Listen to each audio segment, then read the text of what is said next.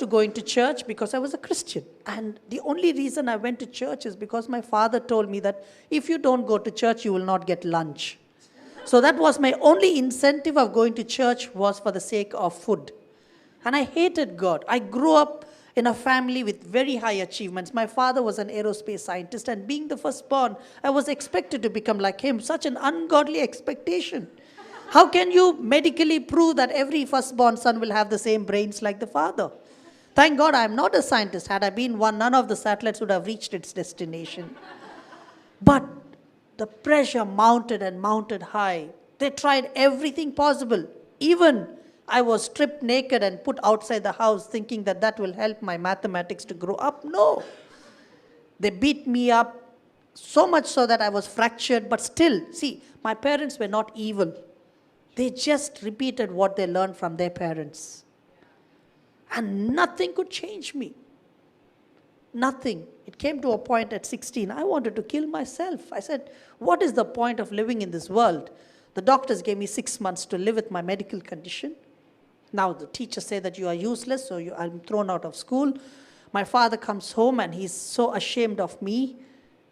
I'm just nothing but a cursed being, with no friends, no value, being compared with my brother and 3 sisters, having failed every aspect and sphere of my life.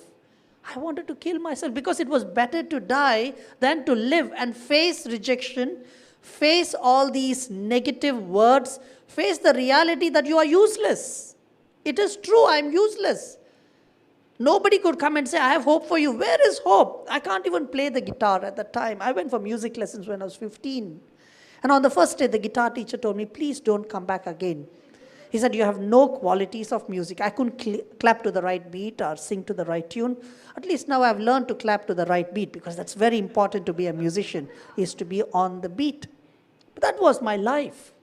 I had nothing, no hope at all, my friends. And no God. Everything was meaningless on this planet Earth. And at that point is when I had an encounter with Jesus. It's when I heard the voice saying, Benny, even though you are called useless, I still want you. As I was sharing at the Campus Princess on Monday, when Bennett invited, where is Bennett there? It was so wonderful to come back and speak into the lives of these amazing, talented women. Young potential who have amazing future. And I spoke this truth. I was no one. Nobody wanted me. And from there, God picks me up and He puts me in a place like this. And that's why I want to tell you, I am not ashamed to share about this experience, because it brings hope and it brings life. And here is Elisha, a prophet, an ordinary man, but with extraordinary belief. Not extraordinary powers, extraordinary belief that God could do that. And we can really hope and learn that this can happen in the world we live in. The 3 things, we'll skip the next video, please. And 3 things. 1, there was an unperceiving oppression or opposition. Unperceiving opposition. We never know when somebody will oppose us. And sometimes you are even opposed for doing something good. You see, when you're opposed for doing something wrong or bad, it can be justified. But what about for doing something good? Imagine, God helped me to start Chai 316, a place where we rescue young boys and girls from committing suicide. You're doing something good to the society. You're rescuing young people from committing suicide. And you know what? The college principal nearby went and put a police case on us, saying that these are the guys who are dealing with drugs, they're a nightclub, they're doing these things, and police came for a raid for doing something good. And here, we have drug addicts coming there, but we are not dealing with drugs. We are helping people to come out of drugs. But we were accused of something like that for doing something good to the society. It was completely unplanned. We were not prepared for something like this. But you never know what kind of opposition would come on your way. And it was unprepared, unperceiving it is. But you see, it was God's hand that helped us to move on. And finally, the police came for a raid. And the police saw the place and they said, wow, This place is so peaceful. In fact, one police officer came and said, whenever I have problems, I want to come to this place and share my problems. And, and that's the truth. That's what happens. And I want to tell you, let's be prepared with that. 2, there were unseen resources. Nobody could see that there were chariots, that God had already prepared an army there. And we never know. And the world we live in, the type of challenges we face, sometimes we try to face it with our own strength. And when we can't face it anymore, we feel like quitting, we feel like giving up. But I want to tell you, there is unseen resources. And for me, I personally found that when I believed in Jesus. And I'm going to share a few stories from that aspect. And the third one was understanding compassion, going in the opposite spirit. And you know what we did? As we are just small, we just served chai, that's all. We are all waiter and waitress. But we collected some of our savings and we went and blessed that college for one of their buildings. For all the harm they did, we turned around and we moved with compassion. And I want to challenge you, my friends, that the world we live in is there to really tear you apart. They can be sweet on the outside, but that's the world we live in. Very selfish, very self-centered. In fact, one of the models wrote to me saying that, Benny, when I lost, I can't take it anymore. When I met her at the competition, she was in high spirits. But when she lost, she could not take it anymore. She was honest enough to say that it is hard. I don't know what to do with my life. I am really troubled. 3 days, still she's troubled. But when I shared my story of how I was able to overcome failure, it brought hope. But I want to tell you that we need to extend compassion in the midst of the opposition that we face. Now, there are 3 things that Elisha's servant was blinded of. 1 was God's presence. God's presence is there everywhere. I'll tell you, even when I went to the washroom in the aeroplane, you see, most of the time when flights take off from India or come into India, the toilets are dirty.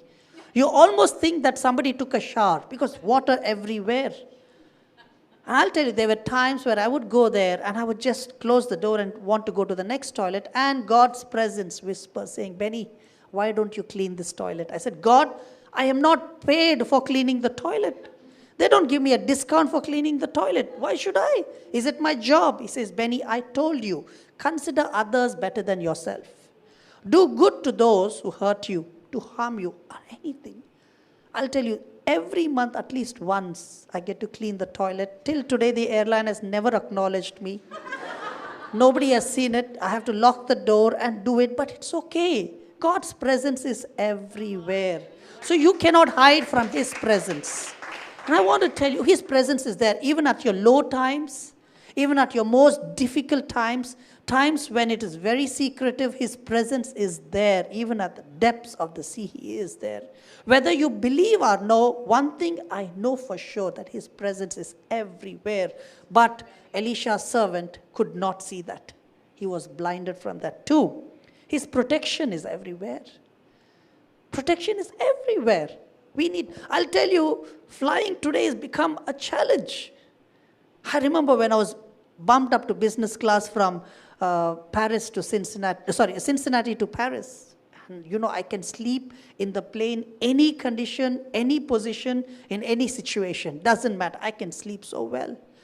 There was this Korean fashion designer sitting next to me. We wished each other and went off to sleep. And I can sleep. The maximum I've slept is 8 hours. I can sleep far better in an aeroplane than on ground, actually. So after 8 hours, I woke up. We wished each other. They served us breakfast. I asked her, she asked me, did you sleep well? I said, oh, yes, I slept so well. She says, yes, I saw you. I said, oh, good. What about you? Did you sleep well? Oh, about 5-10 minutes. I said, what's wrong?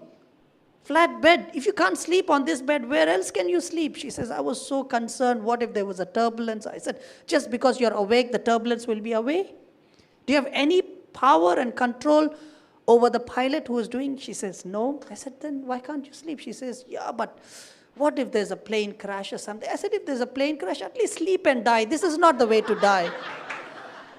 How many times we worry about things with zero power to make a difference? But knowing that God's presence is there gives you the comfort to sleep well. So many people are sleepless today. You need God's presence and protection, His peace. When I just walked in, I just got a call from my friend from another church. He says, Benny, are you on the way? I said, no, I'm supposed to come to your church on 1st of October. He says, no, you're on today. Did you see the poster? I said, I only saw the design of the poster. I didn't see the date of the poster. And I went and saw it's today. How disturbing that can be. Honestly, it is, humanly speaking, when you are double booked with two close friends, how disturbing it can be. It's only God's peace that can really give you the comfort to move on. It's not easy. You can't fake it. And the last one is God's provision. God's provision, that He provided an army. He provided, and I want to challenge you, He can provide. He can truly provide. You see, my dream was to go to one country. That was my ultimate dream in life. Because I could, 10th standard failure, maximum you can think of going to one country. That's all. 2002, I remember I asked Jesus, God, what is your dream for my life? Because there's one verse in the Bible that I held on to, where it says, God's ways are higher than our ways and His thoughts are higher than our thoughts. And for me, that was very special because His ways was not dependent on my 10th standard marks card. Very, very important for me. Because everything else, they'll ask you for 10th standard. And everywhere you go, I asked them, can you take out the immigration not required, that one, in the passport, they said 10th standard. I said, 10th standard, I'm failed. Sorry, we can't do. I want to do a degree, they said 10th standard. Everywhere 10th standard. The only one who approved me without 10th standard was this particular verse, where His ways are higher than my ways and His thoughts higher than my thoughts. Now, please don't get me wrong that I'm propagating how to fail in 10th standard. That is not my purpose. But I'm just saying that I was written off. And when I said, God, your ways are higher than my ways, so what is your way? He said, Benny, I want you to travel to every country by 2010. First thing I thought of was money. Where will I get the money? I said, God, I don't have a job. Yes, I have a job, but the job does not pay you actually. So it's as good as having no job. Where will I get the money? He said, I'll provide for you. We all know God provides, but how? It's one thing to believe, but it's another thing to truly believe in your heart that it works. I said, how? He says, I will provide. Okay. I made a commitment. I will never ask for money, will never borrow money, will never take a loan from the bank or trust the credit card. It's been 20 years I've not had a salary. And I've never ever been in debt. In fact, there are more people with their salaries and yet being in debt. And said, oh, God, you provide. Next thing I said, God, you gave me a wrong passport, an Indian passport, which needed visas to every country. How will I travel the world? By then I had already accumulated 2 rejected stamps, one from UK and one from USA. He says, I'm going to take you to every country. You can show the next picture, please, on the screen. And this is my one passport. So that is my world map of how I traveled. And this is my one passport for those who have not seen. It's a combination of 15 books inside. The world cannot comprehend. I was speaking at the SP Jain College of Business and Management. They're still trying to figure out how I could travel the world without a salary, not being in debt, and having a world map like this. My favorite part of carrying this passport is at the immigration desk. That's my favorite facial expression. You must see, when I put my passport across, and they're confused, perplexed, they don't know what is happening. And some of the smart ones would come up with an idea and they'll say, sir, don't come as a family, come one person at a time. When I tell them that I am this one person, they cannot comprehend. They look at my bank balance. My bank balance cannot correlate my passport. But it is only God. He is a provider. He provides. And He did. I'll tell you, one day I'll come and share some of the most incredible stories of my travels. Amazing stories. How God provided visa to go to Pakistan, provided the strength to sit in an aeroplane for 69 hours to go to Antarctica, to go and come back. To bear the cold. I have arthritis and I had to sit in a place where temperature can go down to minus 60 degrees Celsius. And then to perform for the scientists. To go to Tibet, where the altitude was 4,677 meters above sea level, to perform for a Buddhist monastery for the kids, to inspire them. And I had 40% lungs at that time. With 40% lungs, people with 100% lungs were collapsing because of the altitude. They could not, and there is no time to even get acclimatized because the Chinese government gave 72 hours visa. Only God could do that. I'll tell you, for me, my life today has stories because of that one decision I made at 16 when I asked Jesus to come into my heart. And this is the world map. He did it. Just imagine, I can't even look down from the 3rd floor. I'm scared of heights. And here, traveling like this, only God can give you the grace to enjoy travels and to make an impact in the lives of people. Places like this. This is Pitcairn Island, the most remote country in the world. From the nearest airport, it takes 2 days by boat. But the boat is available once in 3 months. I was going to do the first ever concert in 200 years. I can't swim, but the only option is to take this boat. And at the concert, they came and said, "Sir, this is the largest gathering we have ever had." I said, "What do you mean?" He said, "The entire population of the country is 66 people. And 52 people have come for the concert. So 80% of the country has come to watch you." Now, from a place of brokenness, from a place where being written off, God makes me a history maker. And today, I want to tell you that if you are able to believe in a God who can be so personal, and yet who is so efficient in doing wonders and miracles, don't give up hope, no matter what season you go through. Quickly, the last 4 lessons before I play a song on the pan flute is, 1, God knows exactly what you're going through in your life. God knows exactly. It seems that times He's far off, but He knows exactly what you're going through. There is no secrets in His sight. 2, it's easy to get overwhelmed. It's easy to get anxious. It's easy. And by just getting overwhelmed, you can do nothing. You can't change a situation. When I had to go to Pakistan, it was tough. My last country, I told the embassy, "Sir, your country is the last country. 244 countries I've been to. One more country left to break the world record." They said, "Don't even come to the embassy. Your visa is automatically rejected." Even before I apply.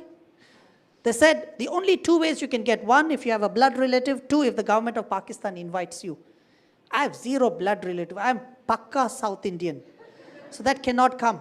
2, government of Pakistan. I can't even reach the government of India. Where will I reach the government of Pakistan? So I thought, with my human strength, let me do it.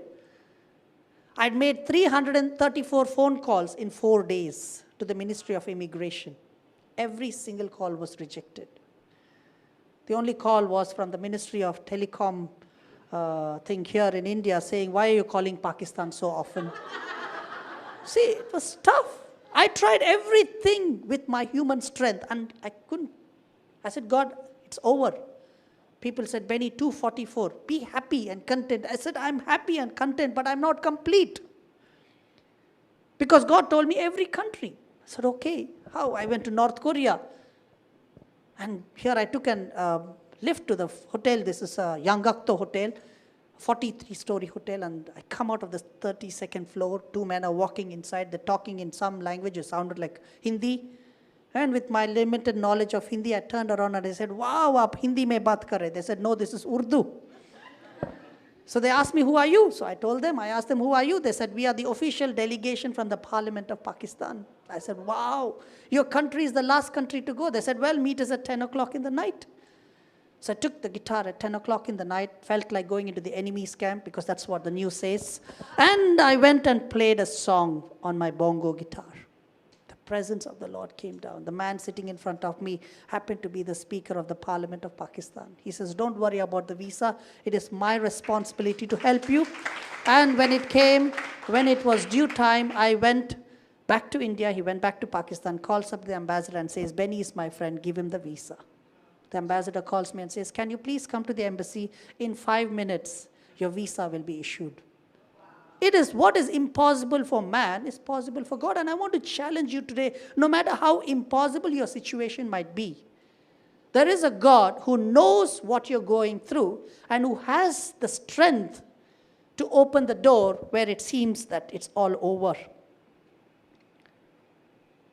And the last one is that God can open eyes and he can close them. And also, one man plus God makes a majority. One man or woman plus God makes a majority. You are outnumbered unless you count God in your life. You are outnumbered unless you count God in your life. And I want to tell you, don't quit. A broken life like me today, God could bring me to this place is only because of that one decision that I did when I counted Jesus into my life. The next picture, please. We'll skip the next picture. Sorry, you guys are so attentive that I can easily get carried away. Okay, this was in Greenland. Coming from Greenland. Now, I want to go to the North Pole and nobody has contacts in the North Pole. I told them I want to do a concert in the North Pole because God told me to go to every country, every place. And nobody knows. How do you get a contact? And God is resourceful. We know that, but how? I'm sitting in the plane coming from Faroe Islands to Denmark, and this lady sits next to me. We started to talk, and her name is Sophia. I said, you know what, where are you from? She said, I'm from Greenland. So I told my stories in Greenland. And I said, by any chance, do you know anyone in the Arctic Circle? I said, oh, I am the Bishop of Greenland, and the Arctic Circle comes under my jurisdiction. I have Leif, who is the head over there, and I'll just call him. You just give me your details. He will arrange and organize everything that you want. It's amazing. I asked so many of my friends, 0 people had contacts. I sit in the right chair, the right aircraft, and God makes a way. It seems to be unreal, but God can do that. And after everything, I went back to Jesus in 2012. And I said, Jesus, what is your next step in my life? 257 countries, broke 6 world records. I said, what do you want me to do next? He said, Benny, I want you to go back to Bangalore and I want you to build a cafe called Chai 316 to reach out to young urban college students who are suicidal, depressed, and lonely. The next picture, please. So it's a 400-seater cafe where only tea is served. People laughed at me. They said, what kind of business will you do? I said, no, as long as I'm able to rescue one person from committing suicide, the worth of that is far greater than any great business that you can ever do. And I want to challenge you, my friends, with the resources and the time and the energy that you have, if you're able to put into rescuing lives, it means everything. And today, every day about 50 students, about 50 to 60 students walk in. Every week, we are able to rescue one person from committing suicide. Every week. And it brings us the greatest joy. Imagine listening to problems for 8 hours every day. It's not easy. People from different walks of faith come there, share their problems. Models, pilots, crew members, students, doctors, all kinds of people, because we all have problems. First thing at least we can do is we can give a listening ear. You don't have to be a professional to give a listening ear. Let's give our time for people. With time, you can really win them. At least show. When you give time, you're showing value to their problems. When you show value to their problems, you're showing value to their life. When you do that, they are willing to at least try to overcome their problems. And that's what we do. And the last picture, the best part of our cafe is our toilets. So this is how our toilets look. We call it the world's best toilet. In fact, the students come and say, sir, the toilet looks so good, I don't feel like using it. Now, this is the only place I think people feel bad to use the toilet because it's so good. But even through the toilets, we have reached out to people. People come and saying, I just came to this place to see the toilet. But that's when I realized I have problems, and they came inside the cafe. Because the entrance to the building is the toilet. The only place where the toilet is the entrance, actually. But whatever we have done, we have made an impact in one life. I could have reached with the resources that I gained in 14 years of my travels to build a mansion for myself. But looking at what Jesus did for me, I just wanted to be his disciple by reaching out to people who are in a greater need. Money will come. Don't run after money. Don't make that your main objective. God will do that. I'm going to play a song on the pan flute called You Raise Me Up. And as I play this song, I just want to tell you, if there's anyone here that you are still saying, Benny, can miracles happen in life? I want to tell you that all that I can say is that God can do a miracle. And for me, it was a time when I asked Jesus to come into my heart. And that's when I started to see wonders happening in my life. Same thing even by playing the pan flute. You know, because of wrong medication, 60% of my lungs got damaged. From the age of 2 till the age of 16, I was on high dosage of cortisone steroids. And I couldn't breathe. Regularly, I was in the hospital for oxygen. And there was no life.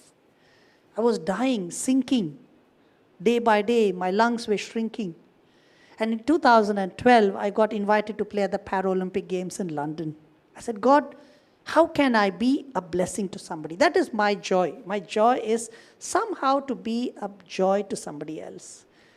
And at the Paralympic Games, you see the athletes, even though they are strong, they have willpower, but deep down they are rooted in bitterness and pain because of the way they have suffered with their physical bodies. And I wanted to be an inspiration for them.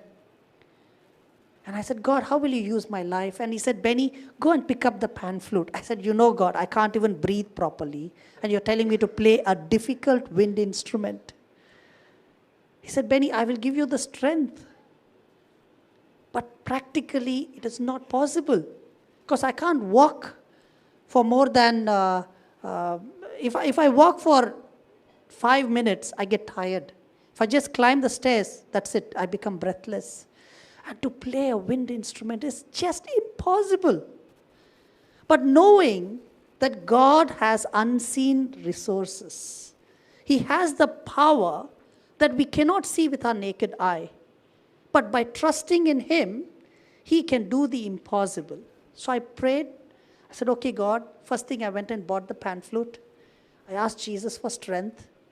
And I typed on YouTube how to play the pan flute. Simple. And I picked up the pan flute and I started to play. Now, pan flute and guitar has nothing in common. Nothing. And I played, in 6 days I learned to play this instrument. And within a month's time, I ended up playing at the Paralympic Games. Nothing is impossible for Jesus. And 2 years ago, I went for a complete medical checkup and the doctor said that my lungs have regrown from 40% to 95%. So, might be there's somebody here, you're hoping for a miracle. You're hoping for a breakthrough. It might not be healing. It might not be money. It can be something else. But all I can tell you, my friends, with a genuine, honest conviction that the change that happened in my life is because I asked Jesus to come into my heart. And that's all I can ever give to someone is the experience of having Jesus in my heart. And I want the same for everyone to experience this amazing God who is real and who can reach out to us at the place we are at. C3 Mumbai is a church in the heart of India's commercial capital, where a diverse group of people brought together to worship God and to pass on the hope of salvation by grace that we freely received. For more information about C3 Mumbai, please visit our website c3mumbai.com or visit our Facebook page. Follow us on Instagram or tweet us on our handle @C3 Mumbai. Hey, it's Ryan here. If you enjoyed this message and you live in Mumbai, we would love to meet you in person. Why don't you come along, 11:30 a.m., Studio 10 at Famous Studios in Mahalakshmi.